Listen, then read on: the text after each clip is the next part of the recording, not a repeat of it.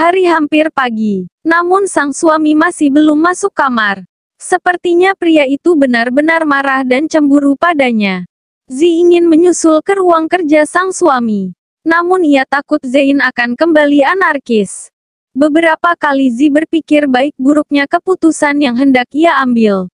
Zi mengingat kembali betapa Zein sudah berubah. Sekarang ini pria itu lebih menghargainya. Tidak pernah memaksakan keinginannya. Meskipun ia tahu, Zein pasti ingin menyalurkan hasratnya sebagai lelaki sebagai seorang suami. Apakah aku kejam padanya? Tanya Zi pada dirinya sendiri. Kembali ia berpikir, mengingat Zein begitu teguh memegang komitmen di antara mereka. Tapi dia kan nggak pernah minta. Mungkinkah dia benar takut dengan ancamanku? Tanya Zi lagi. Sedetik kemudian, wanita ini tersenyum senang. Karena tanpa ia sadari, saat ini sudah mampu mengendalikan pria arogan itu. Berhasil seperti Laila, ibu mertuanya, ketika berjuang menaklukkan pria superkolot nan arogan seperti Laskar. Biarkan saja, kalau dia nggak mau masuk kamar ya sudah. Ayo mata kita tidur, ajak Zi pada raganya. Namun kegelisahan menggerogoti jiwa. Rasa kasihan menjalar di dalam sanubarinya. Zi merasa bersalah karena tak menghargai perjuangan Zein. Untuk membuktikan bahwa sebenarnya ia menginginkan hubungan yang sehat. Hubungan yang baik layaknya suami istri pada umumnya. Tak ingin larut dalam rasa bersalah. Zi pun memutuskan untuk melihat apa yang sebenarnya terjadi pada sang suami. Perlahan ia pun beranjak dari pembaringan. Melangkah menuju tambatan hati. Mencari pria yang sangat ia cintai itu. Betapa terkejutnya Zi melihat sang suami sedang memasak di dapur. Sepertinya dia lapar. Lagi ngapain? Tanya Zizi. Zein menengok ke arah suara. Lalu ia pun menjawab dengan malas. Aku lapar, jawab Zein singkat. Kok nggak bangunin? Mau makan apa? Tanya Zizi sembari tersenyum menahan tawa. Menurut Zi, sang suami terlihat begitu menggemaskan saat marah bercampur cemburu itu. Masih marah ya? Goda Zi sambil melonggok melihat wajah Zein yang cemberut. Enggak, jawabnya singkat. Astaga, segitunya marah. Aku sama dia nggak ada apa-apa loh. Serius, tapi dulu dia pernah nawarin sih mau jadi ayah dari bayi-bayi kita. Ucap Zi. Spontan Zein langsung melempar pelan sendok yang ada di tangannya. Menatap kesal pada tembok yang ada di depannya. Lalu tertawa lirih. Mengekspresikan hatinya yang kembali tergores. Kok malah ketawa? Kenapa? Tanya Zizi. Dan kamu sukakan sama dia? Desak Zein. Astaga, Zi kamu menyiram bensin di api membara, batin wanita cantik ini. Zi menggigit kecil bibirnya, menyadari kesalahan yang ia lakukan. Ya enggak lah mas, kan ini bukan anaknya, ngapain harus dia yang tanggung jawab? Jawab Zizi tak kalah serius. Kenapa tidak? Kamu ingat istri pertamaku kan? Dia bisa kok meminta orang lain bertanggung jawab atas bayiku. Jadi nggak menutup kemungkinan kamu juga kan bersikap sama kan? Timbal Zein emosi. Mas, aku bukan wanita seperti itu. Kita juga nggak bakalan pisah kalau kamu nggak selingkuh. Kita nggak akan pisah kalau kamu nggak cari masalah. Jadi salahku di mana? Balas Zizi. Tak tahu harus bagaimana menghadapi pria aneh ini. Jadi sekarang kamu ngungkit kesalahanku. Kenapa sih kamu nggak bisa ngehargain usahaku buat lebih baik lagi? Untuk membuktikan bahwa aku layak jadi suami dan ayah yang baik. Kamu egois Zi. Jawab Zein kesal. Ya Tuhan mas. Bukan itu maksud Zi. Gini loh, maksud Zi itu. Kita berdua nggak mungkin pisah kalau seandainya masnya nggak. Zi tak kuasa melanjutkan perdebatan mereka. Ia takut tatapan Zein begitu menyeramkan. Kenapa diam? Ayo lanjutkan, aku siap mendengarkan ungkitanmu. Jadi menurutmu semua yang terjadi di rumah tangga kita itu semua salahku? Iya, jadi sekarang kamu mau balas dendam dengan main hati dengan pria lain? Di depanku, begitu. Cecar Zein, masih dengan emosi yang sama. Ya Allah, mas, Bukan begitu maksud Zi. Zi nggak ada maksud buat nyakiti masnya apalagi balas dendam. Zi bukan wanita seperti itu mas. Demi Tuhan, jawab Zi seakan kehabisan kata-kata untuk melawan pola pikir salah yang ada di otak sang suami. Udahlah Zi, kamu memang benar. Apapun yang aku lakukan memang nggak pernah benar di matamu. Kamu nggak mau aku jadi suami yang baik kan? Oke. Aku jadi bapak yang baik aja buat babiku. Biar kamu puas balas dendamnya.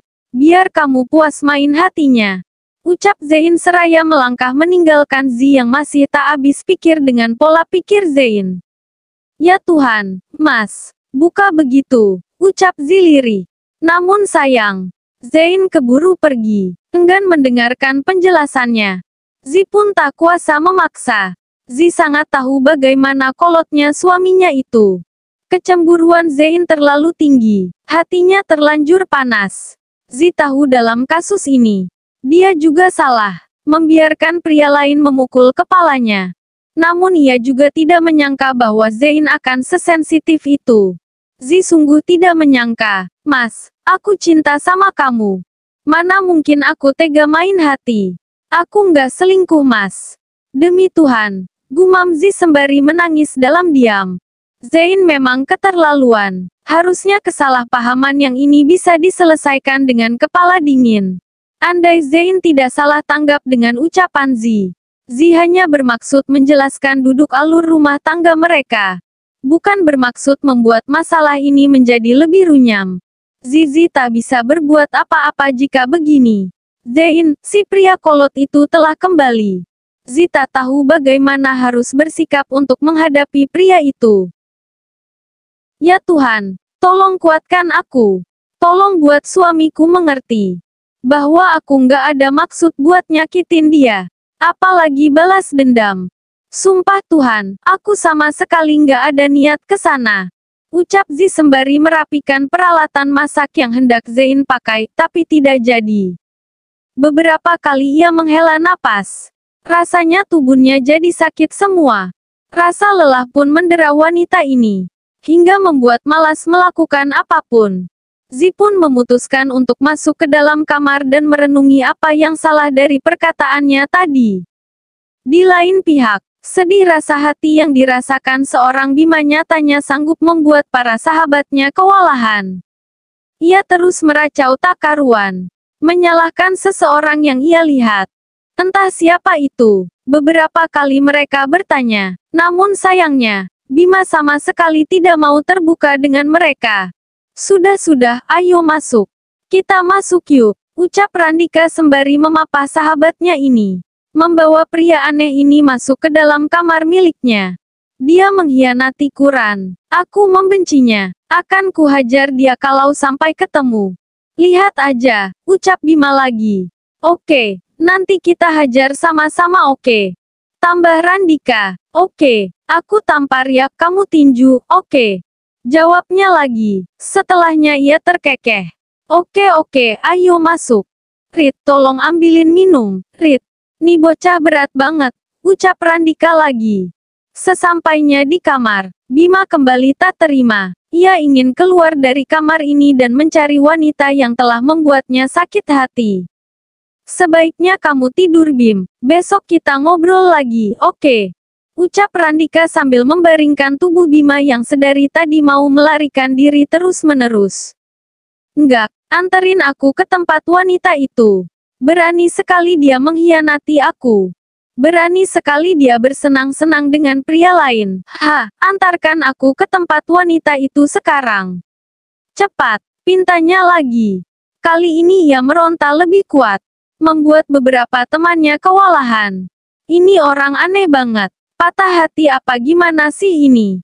Tanya salah satu teman yang membantu Randika memegangi Bima. Entahlah, selama ini kita kan nggak pernah tahu. Setahuku dia nggak punya pacar. Tapi kenapa macam orang abis putus cinta begini? Jawab Randika. Beberapa menit berlalu, Bima kembali meronta dan ingin kabur. Namun langkahnya terhenti ketika ia merasakan mual di perutnya. Dengan cepat teman-temannya pun mengantarnya ke kamar mandi. Astaga, menjijikan sekali, Umpat salah satu teman Bima. Teman lainnya mengambilkan minum untuk pria. Merepotkan ini. Beruntung, setelah memuntahkan seluruh isi perutnya, Bima lemas. Sampai tak kuat lagi meronta. Matanya langsung terpejam. Namun begitu, mulutnya terus meracau ingin menghajar wanita itu. Iki piye tuyo? Isolo koyo ngene? Tanya Ridwan salah satu anggota geng mereka sambil terkekeh. Layomboh, mestin are iki duwe pacar. Le ogak. Mestin gak bakalan koyo ngene Rit. Iyo tuh, aku yakin. Jawab Randika ikutan terkekeh. Layomboh, aku kan jarang ketemu. Kan ini pertemuan pertama kami setelah sekian abad bro. Yokoen lah sing harus paham. Piye sih, Ridwan menggerutu kesal. Hampir semalam penuh mereka tak bisa tidur karena ulah sahabat bodohnya ini. Yang menurut mereka patah hati. Tapi tak tahu siapa gerangan wanita yang membuat Bima merana seperti ini.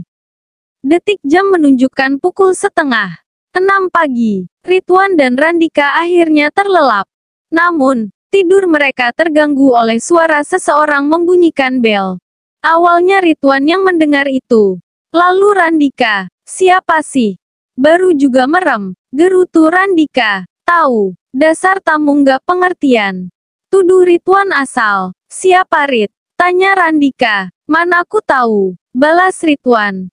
Terdengar kembali bel rumah berbunyi. Lalu mereka pun memutuskan untuk melihat siapa tamu yang datang. Coba kamu yang buka pintu. Aku tunggu Bima. Takut dia bangun lalu kabur lagi. Kita yang repot Rit, pinta Randika. Hah, oke lah. Jawab Ridwan seraya beranjak dari tempat duduknya dan melangkah menuju pintu utama rumah sahabatnya ini.